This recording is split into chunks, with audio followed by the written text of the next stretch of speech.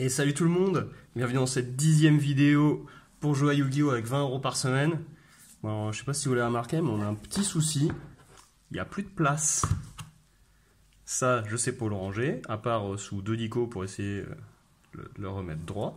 D'ailleurs, ça envoyait être abonné aussi aux cartes pliées, hein. Je vous annonce la couleur tout de suite. Et ça, c'est carrément plein aussi, donc rentable de ouf. Ce qu'il faut, c'est une boîte. Et voilà la boîte, le pouvoir du duel. 30 €. Alors on va me dire, ouais mais c'est une vieille extension. Alors oui effectivement, c'est sorti en avril 2019, donc il y a un petit moment, bientôt 2 ans. Après ce qui est sûr, c'est que dedans, si vous achetez ça, vous êtes sûr d'avoir vos 6 cartes promo. Enfin 6 cartes, ouais c'est ça, 6 cartes ultra rares. Donc vous êtes sûr d'avoir les 6 qui sont là. Donc déjà au moins on level un petit peu le deck, surtout pour du synchro, de l'Axis ou de l'Alien. Après la pendule, je vous avoue que je suis pas trop fan, mais parce que je ne joue pas pendule et que j'ai arrêté avant, c'est surtout ça. 6 packs dedans, donc 30 cartes en tout. Donc 6 packs avec 5 cartes ultra rares dedans. Des end-trap, enfin des cartes carrément cool. Et un tapis de jeu en carton. Donc on va passer de notre tapis papier à un bon vieux tapis en carton. Donc ça c'est top. Ah oui, je tiens à rappeler aussi que oui, je joue un peu en mode, pas rétro, mais en mode casu un peu, pour jouer tranquille. Donc pas pour se mettre la pression, mais pour jouer détente. Regardez comment je joue ça bien. Bon, normalement, on ne va pas avoir de problème. Voilà. Hop. Donc le budget est respecté, 30 €. Carrément. Elle a fait un peu yo-yo cette boîte. Avant, le prix était relativement élevé. Après, il a baissé. Après, il a réaugmenté. Donc là, vous l'aurez à 30 €. Donc on respecte carrément le budget parce qu'on a pas mal d'économies vu qu'on n'avait pas acheté avant. Donc ouais, c'est parti. Hein. Allez, ça fait du rangement, un tapis de jeu. Et voilà le tapis. Alors, c'est balèze. Donc, je vous le défie. Donc vous avez le côté... Yugi, le côté GX, et derrière vous avez la version pour jouer. Donc c'est carrément top, on a un super tapis bien rigide. Donc c'est un bon investissement. Enfin, pour ma part en tout cas, j'estime que c'est un bon investissement. Petit détail, alors oui, pour ceux qui vont acheter du Dupo, ça c'est normal, parce que toutes les cartes Dupo sont comme ça, elles vont être pliées. Donc ce que vous faites, vous prenez votre carte, un dico, deux dico, et vous tassez bien, et vous avez un bon petit paquet de bouquins pour retasser vos cartes, parce que toutes les Dupo sont abîmées. Ben, on va voir ça tout de suite, nous d'ailleurs. Donc vous êtes sûr d'avoir les mêmes cartes à chaque fois. Donc vous voyez, vous avez le magicien sombre, le Néo-Serre élémentaire, alors j'adore cet artwork qui est carrément stylé, un dragon poussière d'étoiles, un numéro 39 Itopie et un dragon pendule aux yeux impairs suivi du décodeur bavard. Donc ça c'est au moins des cartes que vous êtes sûr d'avoir. Ça c'est top, ça on va le mettre dans l'extra deck, on va pas chercher à comprendre. Hop, ça va là. Là nous avons nos boosters. Donc 6. Ça nous fait une 30 cartes. Donc ça c'est bien. Vous voyez, hein, tout un petit peu abîmé. Ça, ce qu'on fait, c'est qu'on l'enlève. Vous enlevez ce qu'il y a dedans, c'est un petit peu sale, un petit peu abîmé.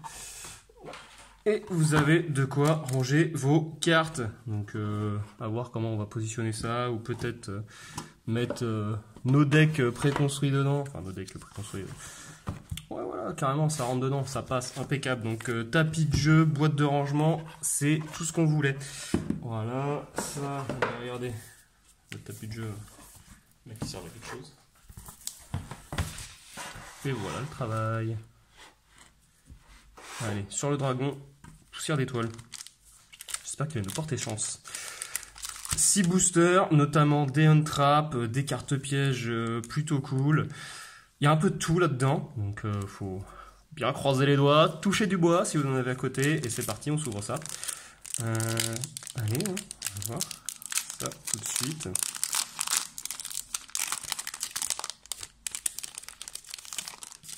Alors, on va commencer avec ceci. Alors je tiens aussi à préciser qu'en fonction de ce que j'aurai ouvert, ça va aussi un peu m'orienter en fonction de ce que j'achèterai pour la prochaine fois. Donc, tonnerre... On commence avec un super nom, un prix concours. Donc Tonnerre Tempémec. Voilà, Dragon du Tonnerre. Donc l'archétype Dragon du Tonnerre, ça c'est top. Ça faisait des ravages. Quelques temps. Drago Stapelia Prédaplante. Donc les Prédaplantes aussi, ça c'est pas mal, c'est une bonne carte. Le Dragon Booster, donc carte lien, rang 2, ouais, pourquoi pas. Construction marionnette de l'ombre, donc ça c'est bien, il nous faut, ça c'est pas mal pour les marionnettes de l'ombre qui reviennent dans MP21. Et attaque double héros, ok, ça c'est cool aussi, ça peut servir. Donc ça, on va le mettre ici. Allez, next. Allez, magicien sombre, sois cool. Donne-nous des bonnes cartes. Yes! Ogre, fantôme et lapin des neiges. Ça, c'est bien. Alors, ceci. Et je ne savais pas qu'elle était de type psychique. Et c'est un synthonisant. Donc, on va la lire ensemble. Lorsqu'un monstre sur le terrain active son effet, ou lorsqu'une magie piège qui est déjà face recto sur le terrain active son effet, donc c'est un effet rapide, vous pouvez envoyer cette carte depuis votre main ou terrain au cimetière. Donc, en gros, tu peux l'avoir dans la main et la jouer de ta main. Et détruire la carte sur le terrain. Vous pouvez utiliser cet effet de ogre, fantôme et lapin des neiges qu'une fois par tour. Donc ça c'est top. Il faut savoir aussi que je pensais que les premières on-trap c'était très récent, mais en fait non, c'était Kuribo. Et ouais, première on-trap c'était Kuribo car c'est joué de la main et tu ne perdais pas de points de vie. Échangeur tactique, donc une des rares cartes pièges car il y en a au moins 5, il me semble qu'il n'y en a que 5 dans cette édition. Donc échangeur tactique, d'accord. Soldat galactique, parfait, ça c'est ce que je souhaitais aussi pour le deck Cyber Dragon, donc ça va aller dedans directement. Oh, ça c'est cool. Alors moi qui suis joueur rétro, Papy Yu-Gi-Oh, Magicien de Neptune, je suis très content. Alors, vous avez dû voir en même temps que moi, c'est blanc et bouillant, dragon rouge, archer démon des abysses. Mais ils ont de la place, hein. Et c'était la dernière. Yes, bon mon booster, je suis très content. Notamment pour notre petite ogre fantôme et lapin des neiges, donc ça c'est top. Elle ira dans le deck directement. Ah oui, alors les on-trap, vous cherchez pas à comprendre, hein. Quand vous en avez, vous gardez, hein. Très pratique. Surtout que c'est quasiment ça qui se joue à chaque fois, hein. Le deck est construit carrément, c'est souvent les mêmes staples qui reviennent, hein. Laurier magique Farstar, alors je n'ai jamais joué Farstar, mais pour ceux qui veulent. Première double, ah oui, alors ça c'est le jeu hein, qui veut ça. Dragon Booster, attention, on va être abonné. J'espère que c'est pas le même, hein.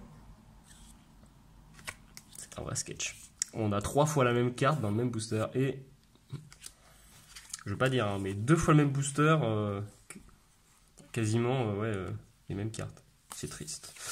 Bon, c'est pas grave, on a notre petite untrap, il nous en reste 3, on est à la moitié, ça c'est bien. Pour l'instant, le mieux c'est notre petite trap. Next.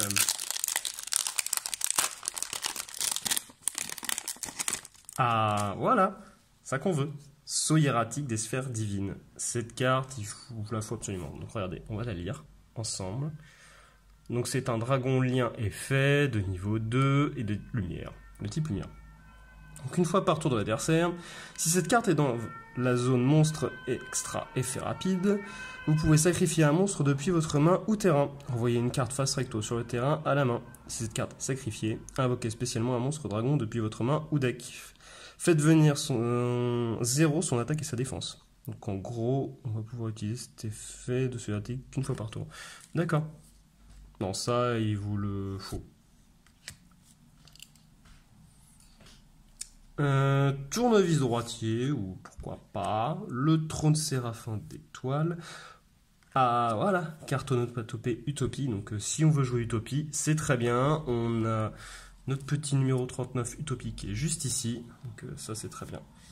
Et la Prédaplante. Voilà, on va finir par jouer plante. Non, alors ça, non. Mais ça, là, ces deux, oui, on les veut. Et Magician Toon, c'est toujours cool aussi. Et Soldat Galactique aussi. Qui est de niveau 5. Et notre Dragon Xyz, il était quoi la dernière fois? Eh bien, de niveau 5 également.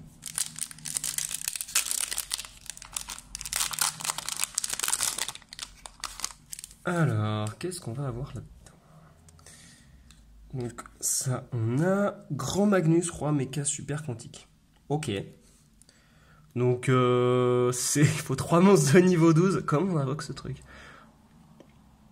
Donc si cette carte est envoyée au cimetière, vous pouvez invoquer spécialement 3 monstres de type X, Y, Z. Bête Mecha Super Quantique de noms différents depuis votre cimetière. Cette carte gagne ses effets selon le nombre de matériels non différents qui sont attachés. Ok, donc une fois par tour, donc 2, il en faut 2, donc une fois par tour de la main de phase, effet rapide, vous pouvez détacher un matériel de cette carte, mélanger une carte sur votre terrain dans le deck, et ne pas affecté par les effets des cartes Super Quantique exclues. Ok, enfin ça c'était pour 4. Et 6, votre adversaire ne peut pas ajouter de cartes depuis le deck à la main avec des effets de cartes. Ouais, 3006, 3002, bon, je vous avoue moyen. Dragon synchro de l'aile de cristal. Ouais. Renard à 9 queues. Bon, ben voilà, on l'avait déjà. Ça, c'est le jeu aussi. Mais en ultra, elle est carrément stylée. Et dessous, on a Zaborg, le méga monarque. Alors, bon, quand je jouais les monarques, c'était pas ça. Ils avaient juste 2400. C'était les boosters AST, il me semble. Les premiers boosters où il y avait Zaborg, mais c'était moins puissant. Bah, attendez, je suis curieux de savoir ce que ça fait. Vous pouvez invoquer par sacrifice cette carte en sacrifiant un monstre invoqué par sacrifice. Bon, bah, ok, d'accord. C'est le basique des monstres monarques. Donc, si cette carte est invoquée par sacrifice, ciblez un monstre sur le terrain. Détruisez-le, puis, si c'est un monstre lumière, chaque joueur envoie autant de cartes que possible depuis son extra deck au cimetière, mais pas plus que le niveau rang d'origine du monstre détruit. Si cette carte a été invoquée par sacrifice en sacrifiant un monstre lumière, ajoutez cet effet supplémentaire. Choisissez les cartes que votre adversaire envoie au cimetière. D'accord. Allez, dernier, on croise les doigts, j'espère que c'est un bon booster. Bon, pour l'instant c'est moyen. Oh bah tiens, allez, au moins... Allez, next. Bon, ben, ça commence exactement comme l'autre. Bon, mais on a 2 ogres fantômes et lapins des neiges. Bon, ben, ça c'est bien, on peut pouvoir les mettre dedans. En espérant qu'on ait une bonne carte par la suite. Donc les cartes nécrose, donc ça joue notamment les monstres rituels. Donc c'est un archétype qui joue pour les types rituels et Ensuite, nous avons le dragon double octet. Ok. C'est un cybersolien. Il gagne une attaque égale à la somme des classifications liens des monstres utilisés pour son invocation lien x 300. Il n'est pas affecté par les effets de monstres et ne peut pas être détruit au combat, sauf au combat avec un monstre lien. Ok. Et ben voilà, nécrose. Nécrose d'unicorne. Donc pour l'instant on va pas la jouer parce qu'on a quasiment rien du tout. Et on a une seule boîte. Et dernière carte, allez, on croise les doigts. J'ai deux Gookie. Que fait cette carte? Bon allez, c'est la dernière, faut la lire. Donc il nous faut 2 monstres Gookie et une fois par tour, vous pouvez cibler un monstre. Ah non, une fois par tour, vous pouvez cibler une carte Gookie que vous contrôlez, détruisez-la. Et si vous le faites, changez tous les monstres sur le terrain en position d'attaque face recto. Si cette carte est envoyée depuis le terrain au cimetière, jusqu'à la fin de ce tour, vous pouvez faire gagner 500 d'attaque à tous les monstres Gookie que vous contrôlez actuellement. Vous ne pouvez utiliser cet effet de jet d'ogre Gookie qu'une fois par tour. D'accord. Bon, alors, pas mal. On a eu des cartes carrément cool. Alors, on va mettre tout ça de côté. Donc, ouais, on va faire comme ça. On va faire nos petits rituels, nos petits liens, nos petits monstres à effet, et vraiment ce qu'on veut garder. Monstres à effet, donc sur moyen, nos synchros, nos Xyz, pas mal de liens. Ouais, ça faut garder, ça faut. Ah, et puis les fusions. Ah oui, il y a plein de trucs quand même là. Ben voilà, ça passe, là ça passe, là ça passe. Tout le monde voit bien, tout le monde il est content, c'est parfait. Ça peut servir. Ça peut être très bien. Nous avons le soldat galactique. Alors le top ça aurait été d'en avoir une seconde. Ça aurait été une deuxième. Un piège, un des rares pièges de l'extension. Échangeur tactique. D'ailleurs, je ne sais pas ce qui est fait. On va la lire ensemble. Ciblez un monstre au fax recto que vous contrôlez, détruisez-le. Et si vous le faites, invoquez spécialement un monstre roquette de nom d'origine différent depuis votre deck au cimetière. Vous ne pouvez activer qu'un échangeur tactique par tour. Ok. Ça peut bien, d'accord. Ceci va aller ici. Alors, Très peu de magie, beaucoup de liens. Alors c'est vrai que le lien, on a fait le plein. Hein. Bon, je sais pas si on va se servir de tout, mais ça va, ça va. Puis on a des doubles aussi. Mais le mieux, c'est carrément nos deux ogres fantômes. Je vais y arriver, un peu fatigué. Ça, c'est top pour aller dans le deck. Et je vous explique aussi pourquoi le soldat galactique c'est carrément bien. Vous pouvez envoyer un autre monstre lumière depuis votre main au cimetière, invoquer spécialement cette carte depuis votre main en position de défense. Lorsque cette carte est invoquée spécialement, vous pouvez ajouter un monstre galactique depuis votre deck à votre main. Et vous pouvez utiliser cet effet de soldat galactique qu'une fois par tour. Galactique, on va y arriver. Le top ça aurait été d'en avoir 2 parce que dans les decks Cyber Dragon, ça fait le taf. Parce que ce sont notamment des monstres lumière. Voilà, notre petit Utopie, il va aller très bien dans notre petit deck aussi. Le décodeur Bava, eh bien, il nous faut 2 monstres à effet. Je vous avoue que les monstres à effet, c'est pas ce qui manque, donc ça c'est très bien. Bon, alors, satisfait, oui, satisfait. On peut dire que je suis satisfait, c'est pas mal. Donc ce qui va se passer maintenant, eh bien, c'est qu'il va falloir que je me décide à choisir... Eh bien, comment améliorer notre deck un petit peu, histoire de faire...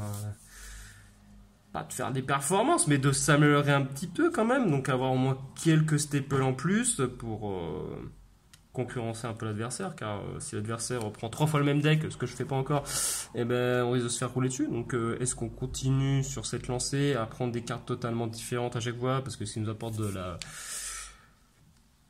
des chemins différents, on a le choix de choisir. Après, on peut se faire plaisir sur plusieurs archétypes ou de vraiment prendre 3 fois le même deck. Mais après, c'est sûr qu'on va être restreint, peut-être côté plaisir, je ne sais pas. Chacun fait comme il l'entend. C'est ça la magie aussi, c'est qu'on peut faire chacun ce qu'on souhaite dans Yu-Gi-Oh! Voilà, donc je vous remercie d'avoir regardé cette petite vidéo. On va pouvoir ranger tout ça, donc ça c'est bien aussi. Très content, un joli tapis de jeu.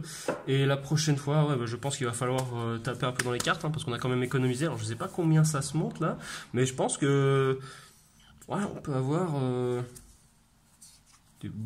bon paquet de cartes. Hein. Je veux pas m'avancer pour la display, mais surtout que là c'est fin d'année 2021.